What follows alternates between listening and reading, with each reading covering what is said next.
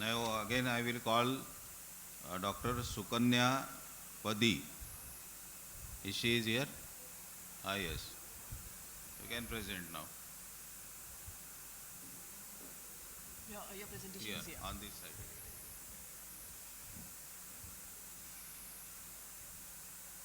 Good morning, everyone. Today I'll be speaking on the topic ocular complications in dengue hemorrhagic fever. Dengue fever is a mosquito-borne illness prevalent mainly in the tropics. It is feared for Yes. causing the dengue hemorrhagic spectrum of the disease, leading to significant morbidity and mortality. Its rarer manifestations are categorized as the expanded dengue syndrome. The involvement of the eye in dengue fever is one such phenomenon. Aim of my study is to describe a series of sight-threatening ocular and adnexal involvement associated with dengue hemorrhagic fever.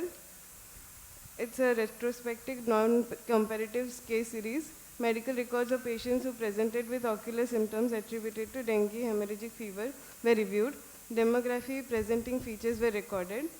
29 eyes of 23 patients were included. Bilateral ocular involvement was seen in 6 patients. The mean age range was 14 to 81 years. Coexistent diabetes mellitus and enteric fever were present in 3 patients. History of blood transfusion was present in 9 and thrombocytopenia in 8 patients at the time of presentation with ocular complaints. Presenting features included endophthalmitis in 11, panophthalmitis in 10, orbital cellulitis with panophthalmitis in 4, isolated corneal or scleral melt in 3, orbital hemorrhage with panophthalmitis in 1 patient. This is the gender predisposition of my graph. Female being 5 and male being 18 patients.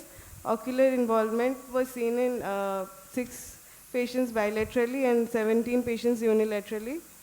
Systemic conditions were present as such hypertension, diabetes mellitus, thyroid.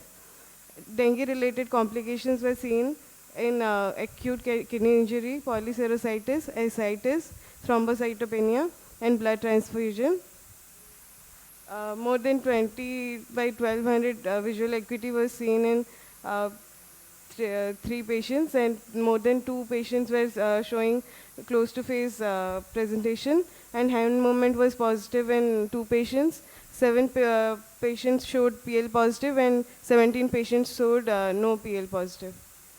The clinical features were decreased vision, eye pain, redness, watering and discharge.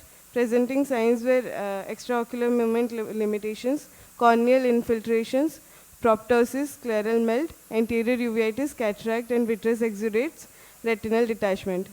These are some of the findings seen in our patients. To conclude,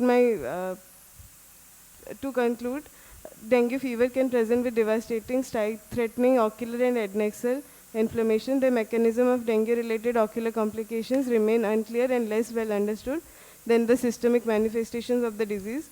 It can only be hypothesized that the fulminant inflammation is a complex interplay between the virus-mediated cellular destruction and hemodynamic alterations, as well as the host's immune response with a possible component of superimposed microbial infection. Thank you. All these complications are late complications. Yeah. So what early complications? Early complications as in subconjunctival hemorrhage and watering and irritation. We saw some. So all the patients, those who are suffering from dengue fever, they are getting subconjunctival hemorrhages and all these panophthalmitis. No, it was a So late complication, and it mainly uh, the depended on the host's immune response, and most of the patients we saw were IPD patients. They had previous complications, systemic complications. That's why they presented with such complications. So there is a association of secondary infections Yes, with dengue. yes, Then only you will get the panophthalmitis. yeah, yes, The pure dengue will not give you panophthalmitis, yes, sir. right? Yes, sir. Okay. Dr. Pati, you have any microbiological workup on these patients who had panophthalmitis or endophthalmitis?